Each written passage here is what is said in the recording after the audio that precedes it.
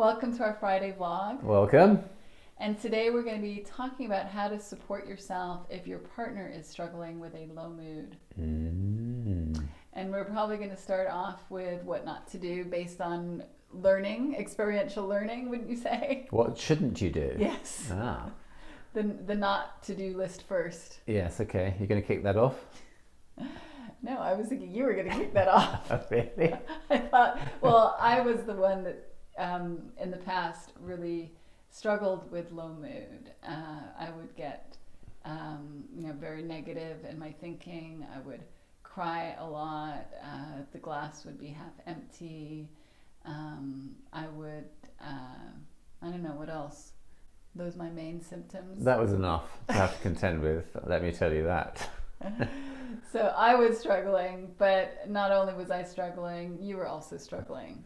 Yeah, I think that having never really encountered that before in an intimate relationship, it felt like it was incumbent upon me to pull you out of it. And I think I've talked about this. I'm sure I've talked about this in the past.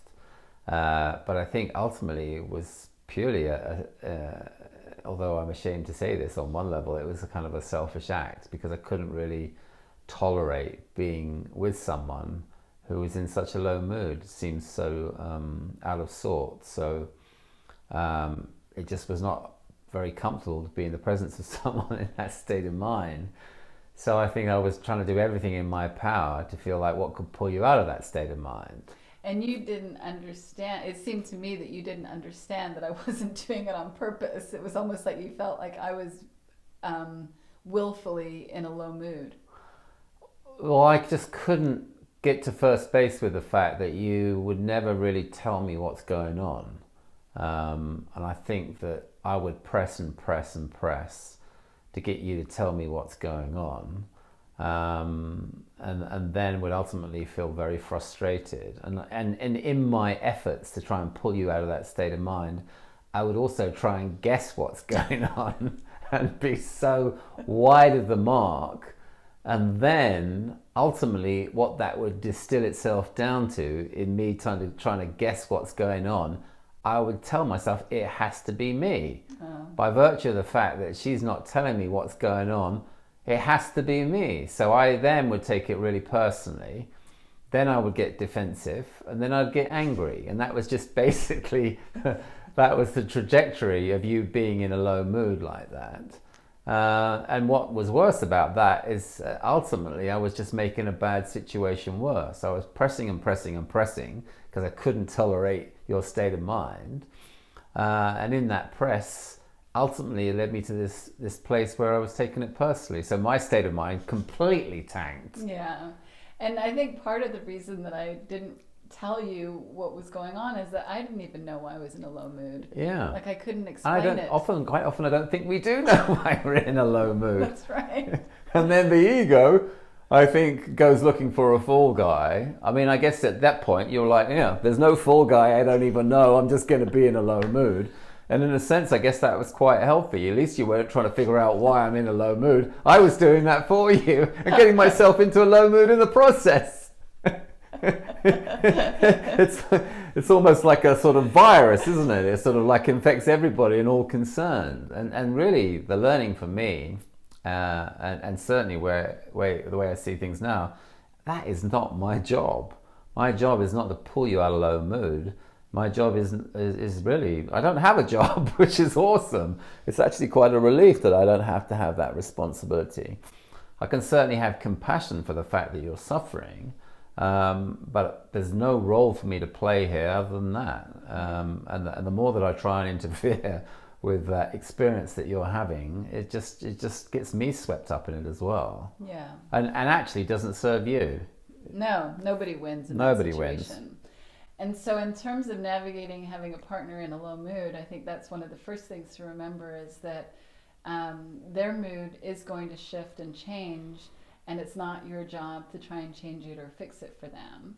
And it is your responsibility, though, to take care of yourself and do the best you can to take care of your own state of mind so that you don't get pulled down, in a sense, the way that you felt pulled down. Yeah. I know that there's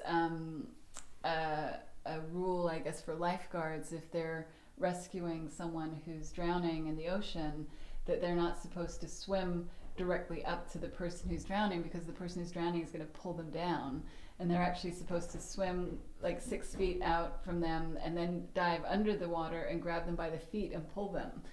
So I guess there's a metaphor of what to do with someone. Well, yeah, in a sense, that's the model of compassion. It's like, you know, you don't try swimming up to them and try to sort of, you know, to save them. You actually put yourself in a position where you're like, look, I can support you. I'm here. Reach out your hand and I'll take it.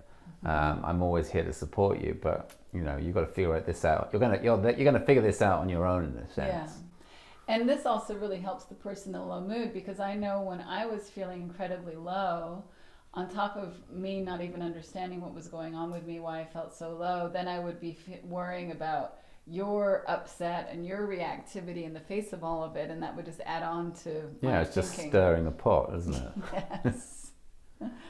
And that ultimately we all naturally settle and stabilize, and our partner's low mood is going to stabilize, or if they're not able to do that by themselves, then they can reach out and get support from someone who's sort of a more neutral observer than perhaps the partner in the relationship. Yeah. But it's, I think, so helpful to remember to take care of yourself, because sometimes a lot of the focus is on the person who's struggling rather than on the partner. Yeah. And I love everything you just said. And also, just upon reflection, I guess I can now see that I was just the poster child of codependence back then. That I needed you to be better so I could be happy. And it's just a recipe for disaster. And actually, it's actually quite a relief to feel like I can just, you know, I can let go of those controls, and that you will figure it out. And I think from my own personal experience, I don't know if this will apply to anybody else, but when you were pressing me and sort of trying to shift how I was feeling, in a sense it had me feel very unheard, and I would kind of have to justify my low mood. You get so defiant. So I was also almost willfully holding on to my low mood because you were telling me I wasn't allowed to have it. You weaponized your low mood against me, which made me even more convinced it's something to do with me at the source of it all. I mean, ultimately it became me, but yes. Initially it didn't. No, it wasn't. Through my interference, I actually became my own fall guy. Yes. And so that I think if you had been able to give me the space, that I would have been able to stabilize more easily. I just basically was throwing gasoline on the fire. Yeah. Yeah. Innocently. And getting burnt in the process. Yes, not safe. So hopefully this is helpful, and we wish you a great weekend. Take care. Take care. Bye.